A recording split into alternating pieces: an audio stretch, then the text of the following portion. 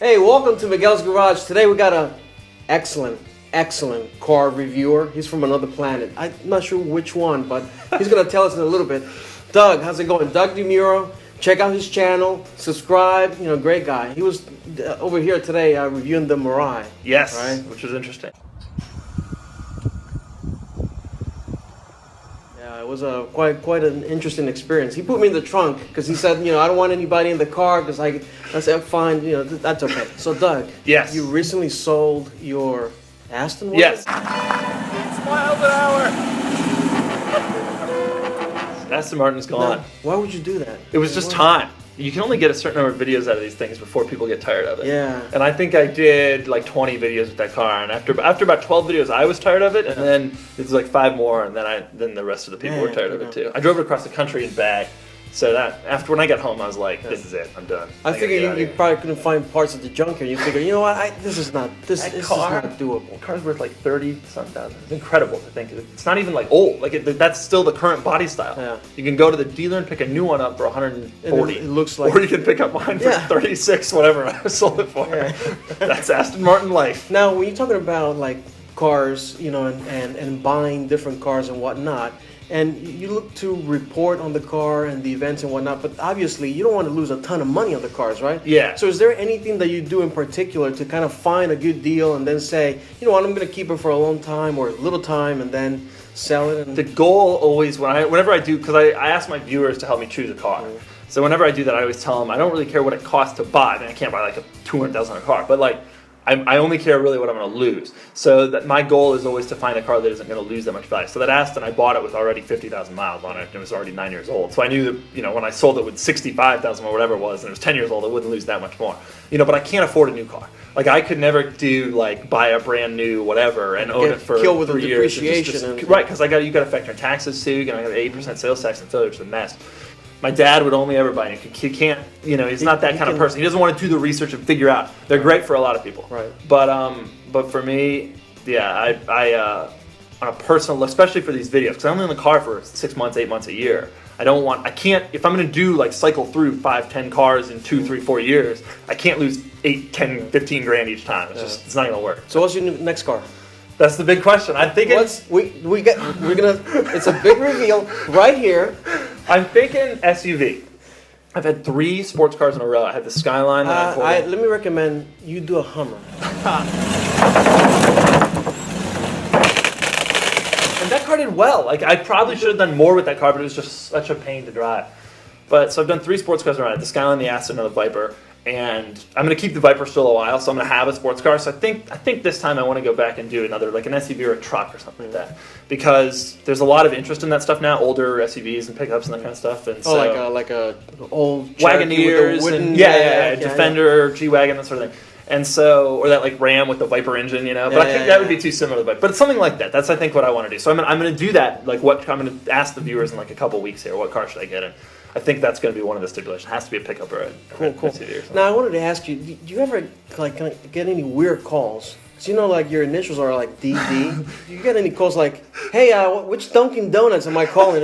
No. You know, it's seriously as I've gotten like more popular, I guess. Occasionally I'll get texts from numbers I don't know. "Hey Doug, what's up?" And I'm like, "Who are you?" But obviously, like somebody I shot a video with like a year ago shared my number with somebody else, and I just ignore them or block them.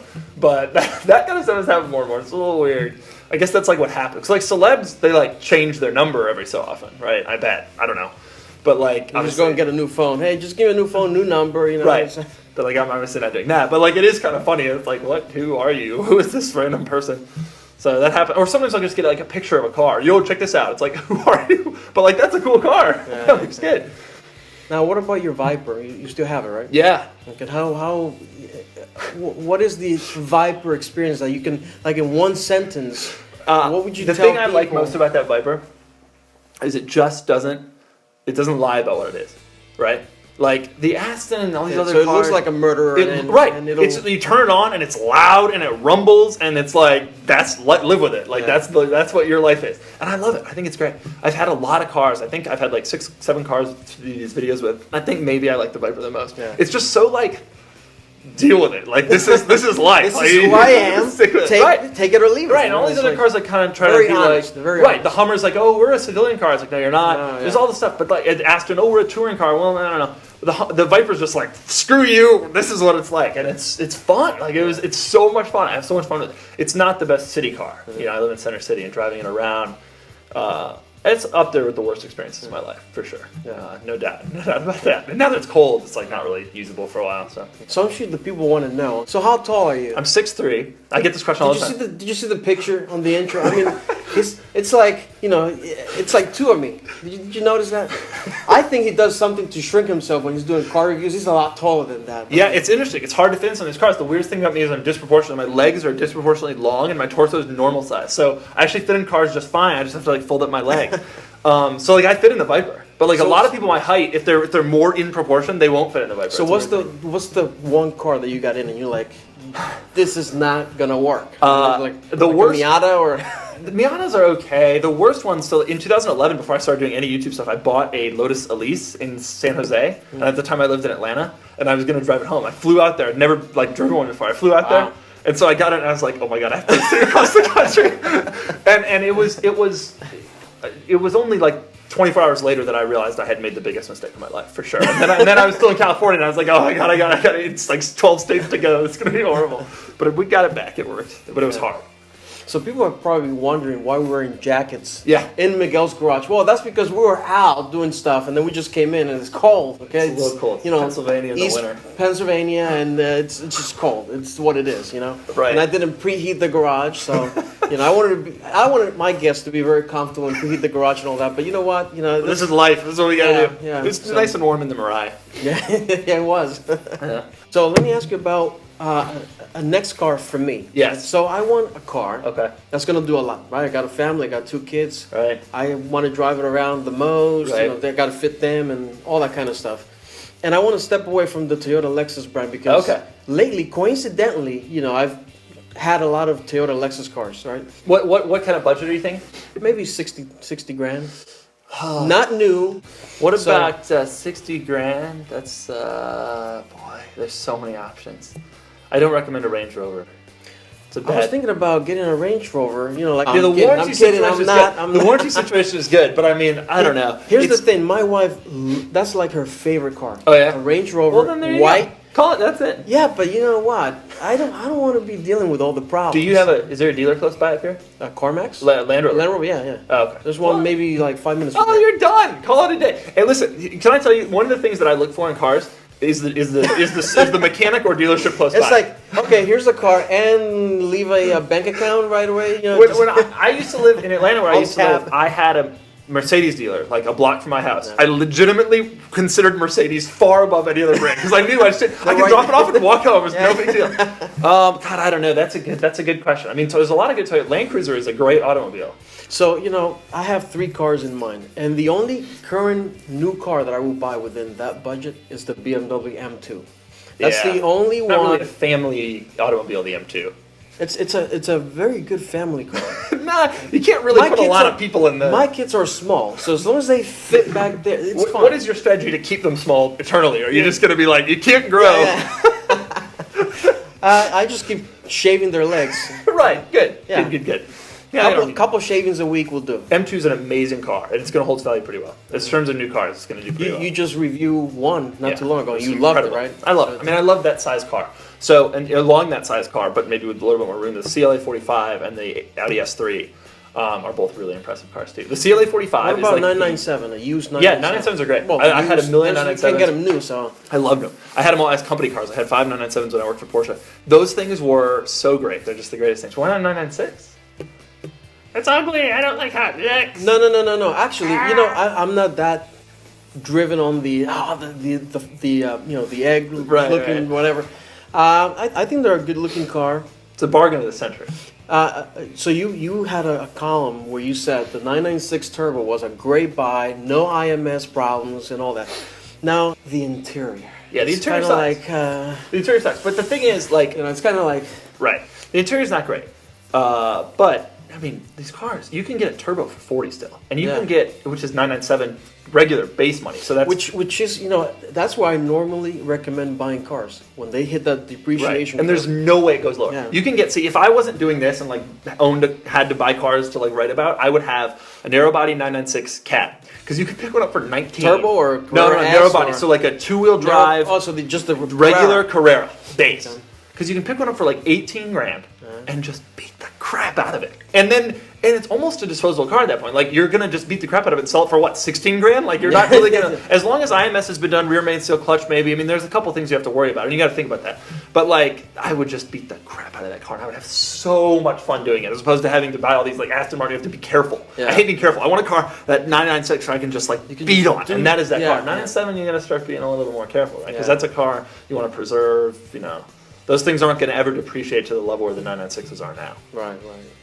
But no, those are good. Again, not really a family automobile. I think it's a great family car. You know, you just shove your kids back there. They're very flexible. You know, I've had people in backseat 997. It's not that bad, but it's bad. Yeah. It's not good. That's reality. Yeah. So, you know, you're from Michigan? I'm from Colorado originally. Colorado. And then I lived in Atlanta for 9 years. So how does a guy like you end up in Philadelphia? So I'm here because of my fiance. She's going to school in Pennsylvania. Okay. So that's why we moved up here. So what's his name? So because I can work, you know, from anywhere, I just figured might as well join her. Might as well be nice and Yeah, move be out nice. the way. You know what, honey? You know, But I love it. I love PA so far. You hear a lot of negative stuff about Philly, but I've liked it. I think it's pretty good. Good. Yeah. So next car, you're thinking about something SUV, something big, you know, maybe something classic era. Yeah, And then are you something- gonna get rid of the Viper? Or are you No, I'll gonna... keep the Viper probably through like May. I got it in August. Going to keep through May. It's a nice winter ownership period. That's really want to have a Viper. You know, we get it right when things are starting to get cold and snowy, and then sell it right when things are starting to warm up. That's what everybody's looking for when they get a Viper. No, I'll keep the Viper probably through May, June, and then I'll probably replace it with another sports car. My goal is to have like 2 a year and kind of stagger them. That's kind of what I'm trying to do. But it's all this weird timing stuff. And then I have this weird Nissan van that I'm finally selling. It's a Nissan S Cargo. So it's kind of a full house. We have 4 vehicles. Oh, so that it's your vehicle. The one that Unfortunately, you reviewed. Unfortunately, that is my vehicle. Yeah. Oh, I bought cool. that. $7,500, and I feel like I'm not going to really lose much on it, and it's hilarious. And it's Yeah. great in Philly. So I have that. Cool. For better or worse. Cool. Yeah.